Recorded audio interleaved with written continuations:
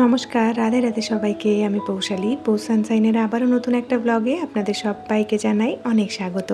আশা করি আপনারা যে যেখান থেকে আমার ভিডিওটি দেখছেন সবাই খুব ভালো আছেন আর সুস্থ আছেন।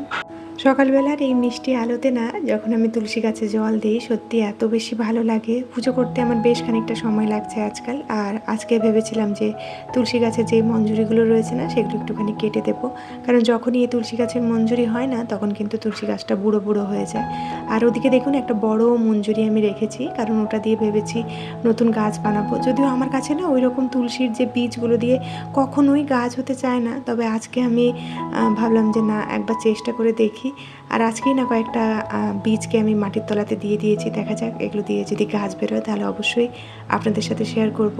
আমি এর আগেও আপনাদের সাথে শেয়ার করেছিলাম যে বাড়িতে কিন্তু অনেক বেশি তুলসী গাছ থাকলে সেই বাড়িতে কিন্তু অনেক আশীর্বাদ থাকে ভগবানের। তো আমি সবসময় চেষ্টা করি বাড়িতে একটার বেশি, দুটো তিনটে করে তুলসী গাছ রাখার জন্য। যখনই একটা শুকিয়ে যায়, ভগবানের সেবাতে চলে যান, তো তখনই আমি আবার নতুন করে আনার চেষ্টা করি আর কি। তো এখন মোটামুটি আমার কাছে দুটো মতো তুলসী গাছ রয়েছে। আর আজকে সকালের ব্রেকফাস্টে খুবই সিম্পল একটা জিনিস বানাচ্ছি। আমি মেয়েকে সকালবেলা যখন স্কুলে নিয়ে যাই না, তার আগের দিন রাত্রেবেলা চিন্তা করে রাখি যে কি বানাবো সকালবেলা যেটাও খুব সহজেই খেয়ে নেবে। তো সবসময় তো একই জিনিস দিলে বাচ্চারাও বোর হয়ে যায়, সেই জন্য আজকে ভেবেছিলাম একটু নতুন জিনিস বানাবো। তো আজকে আমি একটু ডালিয়ার পায়েস মতো বানাচ্ছি আর কি। এটাকে না ওই লাপসি বলে। আমাদের এই বেঙ্গলের দিকে এতটা কেউ খায় কিনা আমার ঠিক জানা নেই, তবে আমি যখন বিহারে থাকতাম তখন এই লাপসি খেয়েছিলাম। তবে লাপসিতে কিন্তু দুধ ব্যবহার করা হয় না, জল দিয়েই বানানো হয়। প্রথমেই দেখতে পেলেন আমি কিন্তু একটুখানি ঘি নিয়েছিলাম। এই 1.5 চামচ মতো ঘিয়ের মধ্যে আমি 1 কাপ মতো ডালিয়া দিয়েছি। আর এখানে একটা অদ্ভুত ব্যাপার হচ্ছে, ডালিয়াটা কিন্তু আগে থেকে ধোয়া হয় না, এমনিভাবেই দিয়ে দেওয়া হয়। তো ডালিয়াটাকে হালকা মতো ভেজে তারপরে আমি জল দিয়ে দিয়েছিলাম, জল দিয়ে ফুটিয়ে নিয়েছি। আর এই সময় কিন্তু লাপসি বানাতে গেলে আপনাকে গুড় দিয়ে দিতে হবে, তবে যেহেতু আমি পায়েস মতো বানাচ্ছি সেই কারণে দুধ দিয়ে আবার কিছুক্ষণ ফুটিয়ে নেব, তারপরে আমি এর মধ্যে সুইটনার দেবো। আমি গুড় ব্যবহার করি বলে গুড়ই দেবো। আর আজকে হবে কারি পকোড়া, আমাদের সবার খুব প্রিয় একটা জিনিস, আর ঠাকুরেরও খুব প্রিয় একটা ভোগ আর কি। তো তার জন্য আমি বেসনের বড়াগুলোকে ভেজে নিচ্ছি। এই রেসিপিটা গরমের সময় কিন্তু আমার বাড়িতে প্রায় হয়ে থাকে। আর আমার মেয়ে না আজকে সকালবেলা ঘুম থেকে উঠে কেন জানি না বড্ড বেশি ঘ্যান ঘ্যান করছে আর কি। সব দিন আসলে বাচ্চাদের তো সমান যায় না, কোনো কোনো দিন বাবা হলেই চলে যায়, আবার কোনো কোনো দিন মা ছাড়া একদমই চলে না আর কি। সেরকমই আজকের সকালটা ছিল, সকাল থেকে উঠেই মা মা মা মা করতে রয়েছে। তো আমি রান্নাবান্না করার সময় না ওকে আজকাল এদিকে বেশি আনি না, কারণ আমার খুব ভয় করে যে তেল টেল যদি ছিটিয়ে যায়। ওই তখনই যখন ওকে কোলে নিয়েছিলাম তখনই ওই বড়া ভাজার সময় আমার হাত থেকে একটুখানি জল ছিটিয়ে পড়েছিল তেলের মধ্যে। তো সেই সময় না এত বেশি তেল ছেটাচ্ছিল এদিক ওদিক, আমি গ্যাস দুটো বন্ধ করে চলে এসেছিলাম। তারপরে মেয়েকে একটু ঠান্ডা করে তারপরে আবার রান্নাঘরে গিয়েছি। ততক্ষণে কিন্তু আমার ডালিয়াটাও ঠান্ডা হয়ে এসেছে হালকা মতো আর কি। তো এর উপর থেকে আমি একটুখানি ঘি দিয়ে দিলাম, তারপরে কিন্তু এটা আমি সার্ভ করে দেবো। এটা কিন্তু খেতে সত্যি ভীষণ টেস্টি হয়। আপনারা চাইলেও কিন্তু ছোটো বেবিদেরকে সকালবেলা এটা ব্রেকফাস্টে বানিয়ে দিতেই পারেন। একই খাবার খেতে খেতে না বাচ্চারাও মাঝে মধ্যে বোর হয়ে যায়। তো কিছু কিছু বাচ্চা রয়েছে যারা একই খাবার খেতেই অভ্যস্ত, মানে পছন্দ করে, আবার কিছু কিছু বাচ্চা একই খাবার খেতে পছন্দ করে না। তো ওদেরকে কিন্তু আপনারা এই ধরনের জিনিস বানিয়ে দিতে পারেন, ভীষণই হেলদি হয়। তো আজকাল করে আমরা বাড়িতে প্রত্যেকদিন ছানা খাচ্ছি, তো সেই কারণে আমি ছানাটাও সকালবেলা কাটিয়ে নিলাম যাতে টিফিনে হাজব্যান্ডকে দিতে পারি। আর আজকে আমার হাতে টুকটাক কিছু কাজ রয়েছে, মেয়েকে স্কুলে নিয়ে যাওয়ার আগেই কাজগুলো সেরে দিয়ে যাব ভাবছি। যেহেতু অনেকটা সকালে উঠেছিলাম সেই কারণে হাতে একটু সময়ও ছিল, আর রান্নাবান্নারও খুব একটা বেশি ঝামেলা নেই। তো সেই কারণে ভাবলাম এই কাজগুলো সেরে তারপরে ওকে আমি স্কুলে নিয়ে যাব। তো আজকে ফ্রিজের উপরে যে কাভারটা রয়েছে এটাকে একটুখানি ডাস্টিং করে নিচ্ছি। এই কাভারটা আমি বছরে একবার মতো কেচে থাকি, কারণ কাপড়টা না খুব একটা বেশি ভালো নয়, দেখতে সুন্দর হলেও কাপড়টা যদি বারবার আমি কাচাকাচি করি না তাহলে তাড়াতাড়ি নষ্ট হয়ে যাবে আর কি। সেই কারণে এখন চেষ্টা করি এটাকে বছরে একবার কাচার, আর মাঝে মধ্যে এরকম মাসে 1-2 বার করে তুলে নিয়ে আমি ঝাড়াঝুড়ি করে নিই, মানে ডাস্টিং করে নিই, তাতে করে ওপরে খুব একটা বেশি ধুলো ময়লাও জমে না। তো এটার কোয়ালিটিটাও এরকম আমি দেখেছি, ধুলো ময়লা খুব একটা বেশি জমে না আর কি, সেই কারণে আমার সুবিধেই হয়েছে বেশ। আর এই যে ওপরে যে জিনিসপত্রগুলো রাখি সেগুলোও আমি একটা ভিজে কাপড় দিয়ে ভালোভাবে মুছে নিচ্ছি। এর ওপরে যে জায়গাটা রয়েছে না, এর মধ্যে আমি মেয়ের ক্যান্ডিগুলোই বেশিরভাগ রাখার চেষ্টা করি। আর এই যে কাঁচের কচ্ছপটা রয়েছে না, এটা কিন্তু বাড়ির জন্য খুবই শুভ। আপনি যদি এরকম জলের মধ্যে ডুবিয়ে রাখেন আর কচ্ছপের মুখটা যদি দক্ষিণ দিকে করে থাকে তাহলে কিন্তু বাড়িতে প্রসপারিটি আসে আর কি। তো এটা আমি ফেংশি থেকে শিখেছিলাম। তো সেই কারণে আমার মা এটা আমাকে গিফট করার পরে না আমি খুব খুশি হয়েছিলাম। তো এটাকে আমি এরকমভাবেই রাখি।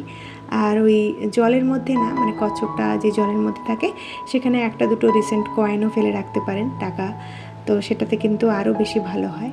আর এই যে কাঢ়িটা ফুটছে তার মাঝখানে আমি হালকা ক্লিনিংও সেরে নেব। তো এখানটায় আমি বাড়িতে একটা হোমমেড ক্লিনিং বানাচ্ছি। হাফ কাপ মতো ভিনিগার নিয়েছি, কয়েক ড্রপ আমি এখানটায় লিকুইড ডিশ সোপ নিয়ে নিলাম, আর অল্প একটুখানি জলও নিয়েছি আর কি। মানে আপনি চাইলে হাফ কাপ ভিনিগারের মধ্যে হাফ কাপ জলও দিতে পারেন। তারপরেই কিন্তু এই সলিউশনটা একদম রেডি হয়ে যায়, খুবই ভালো ক্লিন হয়। আগেও আমি এটা দিয়ে ক্লিন করতাম, আর আমি মাঝে মধ্যেই কলিংটা আনি, বেশিরভাগ ভিনেগার দিয়েই সলিউশনটা বানিয়ে নেওয়ার চেষ্টা করি। আর এটা দিয়ে আয়না এত সুন্দরভাবে ক্লিন হচ্ছিল না, আজকে দেখেই মনটা ভালো হয়ে গিয়েছে। এখন থেকে ভাবছি যে না বাবা, আমি কলিং আর নেবো না, এরপর থেকে ভিনেগারই একটু বেশি করে কিনে রেখে এরকম হোমমেড একটা সলিউশন বানিয়ে রেখে দেবো। এটা দিয়ে কিন্তু আপনারা বাড়ির যাবতীয় সমস্ত জিনিস ক্লিন করতে পারেন, স্টিলের জিনিসগুলো ছাড়া আর কি।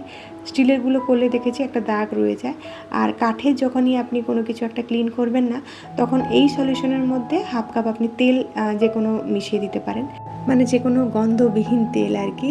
সেটা দিলে কিন্তু আপনার যে কাঠের ফার্নিচারগুলো রয়েছে না, সেগুলো একদম নতুনের মতো চকচকে হয়ে যাবে।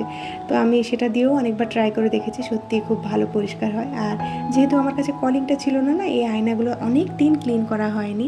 আর দেখুন এতদিন পরে ক্লিন করার যে ফলটা দেখালাম আর কি, একদম কালো হয়ে গিয়েছে আমার নতুন টাওয়ালটা। তো যাই হোক, ওদিকে টুকটাক কিছু ক্লিনিং সেরে এসে আমি এদিকে কারির মধ্যে পকোড়াগুলো দিয়ে দিলাম, আর তারপরে অল্প একটুখানি লবণ দিলাম। কারি বানাতে গেলে কিন্তু লবণটা একদম লাস্টের দিকে দিতে হয়। এই রেসিপি হয়তো আগের বছর আপনাদের সাথে শেয়ার করা হয়েছে, তাই এই বছর আর ডিটেলসে শেয়ার করলাম না। তো ওটাকে অল্প একটুখানি ফুটিয়ে নিয়ে কিন্তু আমি ঢাকা দিয়ে রেখে দেবো গ্যাসটা বন্ধ করে। আর এখানটা একটুখানি আমি স্যান্ডউইচ মতো বানিয়ে নিচ্ছি। আজকাল ওই যে আমার স্যান্ডউইচ খাওয়ার বড্ড বেশি ক্রেভিংস বেড়েছে, সেজন্য মাঝে মধ্যেই নিজের জন্য স্যান্ডউইচ বানিয়ে নিই। আর এই যে গ্রিন চাটনিটা দেখতে পাচ্ছেন, এটা ধনেপাতা দিয়ে আমি বানিয়েছিলাম আগের দিন রাত্রেবেলা। তো সেটা দিয়েই আমি এই স্যান্ডউইচটা বানাচ্ছি। তো খুবই সিম্পল একটা স্যান্ডউইচ বানালাম।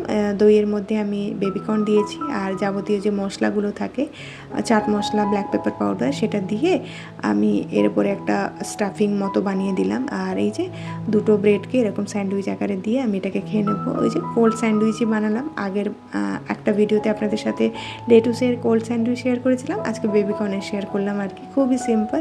তো এখন আমি এটাকে এনজয় করব। আর আমার মেয়ে কিন্তু মাঝখান থেকে এসে আমার কাছ থেকে নিয়ে গিয়েছে, যখনই আমি কিছু না কিছু খাবো ওকে আসতেই হবে টেস্ট করার জন্য আর কি। তো আমি কাজবাজগুলো সারতে সারতে মেয়েকেও আনতে যাওয়ার সময় হয়ে গিয়েছিল, তো ওকে এনে নিয়েছি। আর তার সাথে বাজার থেকে টুকটাক কিছু মাসকাবারি বাজারও করে এনেছি, যেহেতু এই মাসে আমরা খুব একটা বেশি দিন বাড়িতে থাকছি না, সেই কারণে খুবই দেখে শুনে বাজার করেছি, অল্প অল্প করে নিয়েছি আর কি, যাতে আমরা থাকাকালীনই মোটামুটি কনজিউম করে নিতে পারি। আর কিছু কিছু মশলাও বাড়িতে একদম বাড়ন্ত ছিল, সেগুলো একটুখানি আনিয়ে নিলাম। এই যেরকম জোয়ান ছিল না, তারপরে অল্প একটুখানি কালো জিরে আনিয়েছি, অল্প একটুখানি মৌরি আনিয়েছি, আর লবঙ্গ, এলাচ, তো এগুলো আমি অল্প অল্প করে আনিয়ে নিয়েছি। এই যে লবঙ্গ বা এলাচটা আমি আনিয়ে রাখি না, এগুলো খুবই কম লাগে, তো আমি বছরে মোটামুটি 2-3 বার এরকম পরিমাণে কিনে নিলে আমার সারা বছরই চলে যায় আর কি।